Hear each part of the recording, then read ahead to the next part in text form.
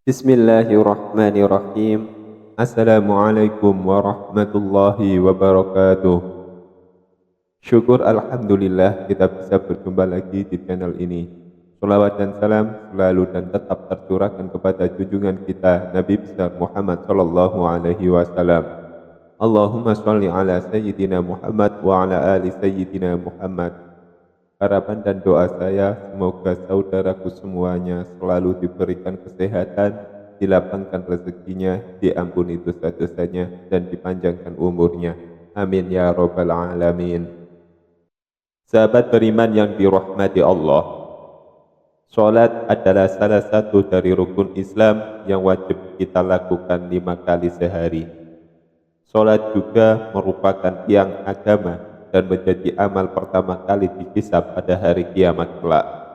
Rasulullah Shallallahu Alaihi Wasallam bersabda, sesungguhnya pertama kali yang akan dilihat atau dihisab dari amal seorang hamba pada hari kiamat adalah ibadah atau sholatnya.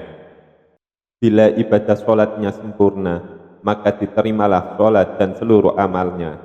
Apabila ditemukan sholatnya kurang atau tidak baik, maka ditolaklah sholatnya dan seluruh amalnya. Hadis riwayat Tabrani. Allah Subhanahu wa Ta'ala berfirman, sesungguhnya sholat itu mencegah dari perbuatan keji dan mungkar. Surat Al-Ankabut ayat 45. Oleh karena itu, ketahuilah bahwa mengingat Allah atau sholat lebih besar keutamaannya daripada ibadah yang lain. Allah mengetahui apa yang kita kerjakan. Mungkin ada yang bertanya, mengapa ada orang yang rajin sholat, namun sholatnya tidak mencegahnya dari perbuatan keji dan mungkar?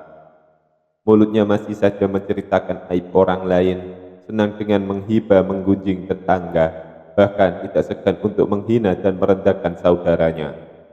Orang tersebut berarti tidak merasakan manfaat sholat dalam kehidupannya. Dia tidak merasakan kenikmatan dari sholat yang dilakukannya. Maka besar kemungkinan sholatnya belum diterima oleh Allah Subhanahu wa Ta'ala. Bahkan ada yang celaka dengan sholatnya, seperti yang terdapat dalam firman Allah, maka celakalah bagi orang yang sholat, yaitu orang yang lalai dalam sholatnya.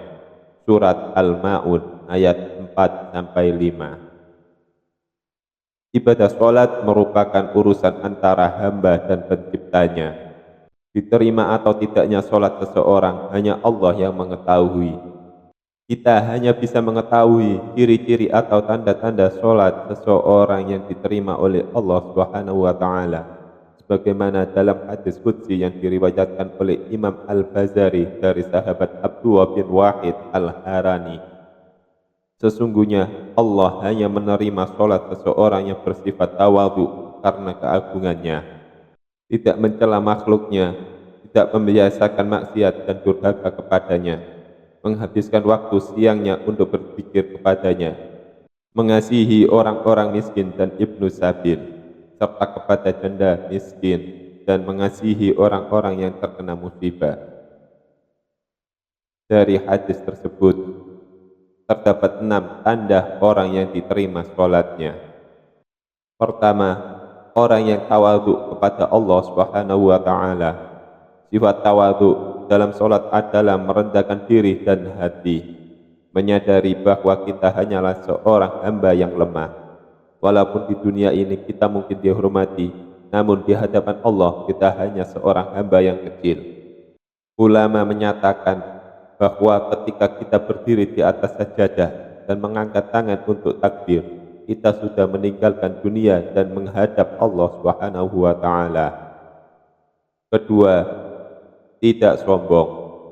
Sifat tawadhu dalam sholat akan menghasilkan rendah hati dalam pergaulan dengan sesama manusia.